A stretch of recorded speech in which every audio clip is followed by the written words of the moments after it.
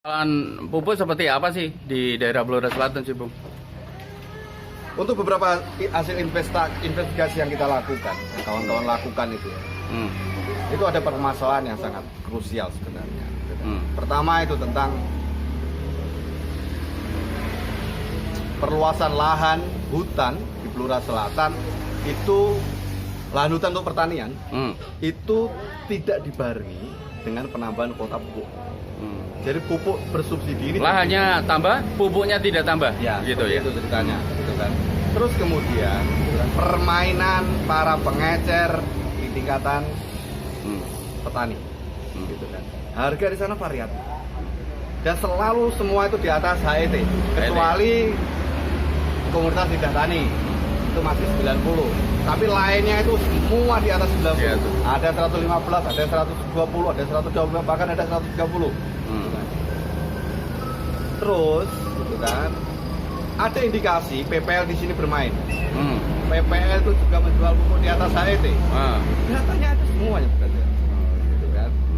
Terus kemudian bagaimana RDKK ini juga bermasalah.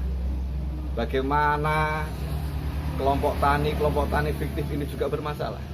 Bagaimana luas lahan yang diajukan ke RDKK itu hanya juga yang fiktif. Banyak yang up semuanya. Gitu kan. Jadi ini kan sebenarnya permasalahan yang yang krusial yang harus diselesaikan. Gitu. Artinya semua yang terlibat dalam pendistribusian pupuk itu harus duduk bersama, gitu kan. Kita ngobrol bersama. Ayo kita bedah ini semuanya. Gitu kan. Bagaimana kepercayaan Komisi B, ya kan, yang intens di bidang pertanian itu berpihak kepada petani, gitu kan. Sekarang Bung, saya koma dulu. Ya. Sepertinya kalau melihat kasus pupuk ini kok nggak rampung-rampung gitu loh, nggak selesai-selesai.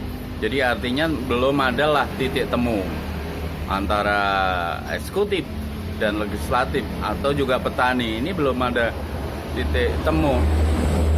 Iya kan? Belum ada titik. Seharusnya seperti apa sih? Karena begini, Bu, kalau kita bicara tentang pupuk, kita bicara tentang kekuatan finansial di sini. Itu nggak bisa dipungkiri. Kenapa? Gitu kan? Sebagian besar pengecer distributor itu bukan bagian dari petani. Mereka adalah orang-orang yang mempunyai kekuatan finansial. Ke depan, kenapa tidak seperti misalnya kawan-kawan lidah tani itu jadikan pengecer. Jadi mereka tahu data petani berapa, luas lahannya itu berapa, paham gitu loh. Tapi di sini ada kekuatan finansial yang sangat menggurita di sini, di sistem ini, ya kan? Ada indikasi kong kali kong, manipulasi, nepotisme, kolusi, semuanya lah ada di sana. Lalu kita bedah ini satu-satu, gitu kan. Sebenarnya itu kalau memang itu kan perbandingan luas lahan pertanian dan perluasan lahan hutan ini itu sangat timpang, ya harusnya Komisi B, pemangku kebijakan, ajukan penambahan kuota pupuk. Ya, biar apa? Biar tidak jadi barang rebutan. Dan sekarang permasalahannya, kenapa petani bawang itu juga tidak dapat subsidi pupuk? Mereka juga petani. Apa bedanya? Sama-sama petani, brother. Ya, tapi mereka tidak dapat subsidi pupuk. Akhirnya apa? Di sini terjadi permainan antara petani bawang dan pengecer. Petani bawang.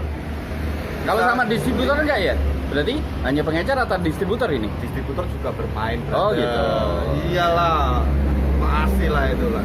Bahkan surat perjanjian jual beli itu di tingkat pengecer itu variatif, coy. Oh itu ya? Iya. Iya kan? Sudah ada temuannya sekitar berapa nih? Kalau boleh tahu. Kalau Dianu berapa, Kang? SP surat perjanjian. Ya. Total 1 tahun itu. Iya. Itu kalau di pengecer kita itu ada yang 500, ada yang 600. Ya. Kenapa beda berarti? Oh itu. Iya. Nah itu kan seharusnya kan ada dasarnya. Kalau nggak ada dasarnya seharusnya kan nggak bisa dibebankan oleh pengecer kan itu. Itu yang dari distributor loh. Sekarang balik lagi. Harapan dari petani, kelompok tani seperti apa sih? Poinnya ya, poin. seperti apa? Kepengennya teman-teman ya, itu kepengennya kalau istilahnya nggak ada selesainya permasalahan pupuk ini pengen apa itu masalah pupuk itu harus di tiap kelompok gitu. nyalurkan. Nah, seharusnya itu juga kalau istilahnya permainan ini nggak selesai ya, seharusnya kan bisa juga kelompok itu harus dijadikan pengecer yang jelas. Sebab apa yang tahu siapa itu persis kelompok, bukan pengecer individu. Akhirnya seperti ini masalah harga. Sebab apa? Untuk kepentingan dirinya sendiri itu apa tuh istilahnya kalau hasil itu nggak ada batasnya. Makanya akhirnya itu tetap membengkak masalah harga. Kalau istilahnya kelompok kan tetap ada kesepakatan dari anggota masalah harga. Seharusnya kan harus dijelaskan juga masalah harga sekian kan seperti itu. Tapi sampai sekarang juga kan nggak ada pengecer yang berani mengatakan seperti itu. Ada nggak kelompok tani yang berani nolak pupuk titipan organik? Gimana? Ada nggak? Ini kan saya dengar informasi ada titipan pupuk organik ya, dalam pupuk bersubsidi. Benar apa enggak itu? Kalau itu nggak tahu ya, sebab apa kita nggak apa itu ya, nggak sepenuhnya kita tahu masalah pemberian pupuk. Sebab yang tahu saya yang subsidi itu cuma urea, terus Poska, Z. Tapi kalau organik itu yang dari organik ya itu tahu subsidi tahu enggak, tapi kita juga nggak pernah kontrol tulisan di karung. Bang, Iya saya. lagi ada nggak sih? Saya tanya lagi ya, ada nggak sih sebenarnya titipan pupuk organik di atas pupuk bersubsidi? Ini juga masyarakat perlu tahu, Bang. Titipan pupuk organik Ya, artinya yang 2 kilo paketan. itu. Nah, ada nggak sih? Ya, Coba deh. Bukan organik itu. Itu entah lemah digenduli Pak. Oh, tapi kan dia tetap pakai nama organik kan? Iyalah. Gitu kan. Jadi kalau kita beli satu sak, itu kan ada apa tuh namanya? Ada tambahan 2 kilo itu toh. Urgensinya apa itu sebenarnya? Apa itu coba sebenarnya? Urgensinya. Paketan Ya. kalau bilang dari buku paketan. Tapi sebenarnya nggak ada ya 2 kilo itu. aturannya gitu. Oh, ini pakai dengan ini nggak ada ya? Tapi itu yang terjadi di lapangannya ada. Ada ya? Ada itu, gitu kan. Entah itu titipan, entah apa, yang jelas di lapangan ada satu paket sak itu ditambah 2 kilo pupuk organik atau apa itu. Itu jadi masalah. Non subsidi lah Ya, ya. bukan organik. Non subsidi ya. Subsidi, Nah. tapi itu dikaitkan sama yang subsidi biar laku lah istilahnya subsidi. Oke. Ya sudahlah. Apapun. Tapi yang penting itu Ya. ya. Sepertinya sistem pendistribusian pendistribusian pupuk di Blora itu harus direvolusi.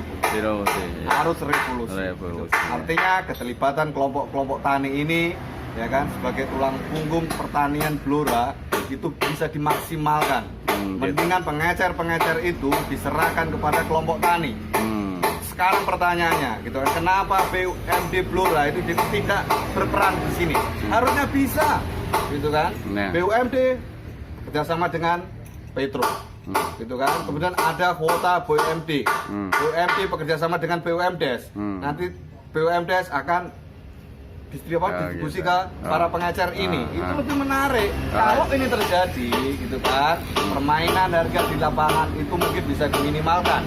Karena apa? Karena jelas pendistribusiannya. Kalau kita hanya di tingkatan pengecer distribusi, kekuatan finansial pasti akan bermain berarti. Oke, Bung. Terima kasih. Salam seger waras ya. Panjang umur perjuangan.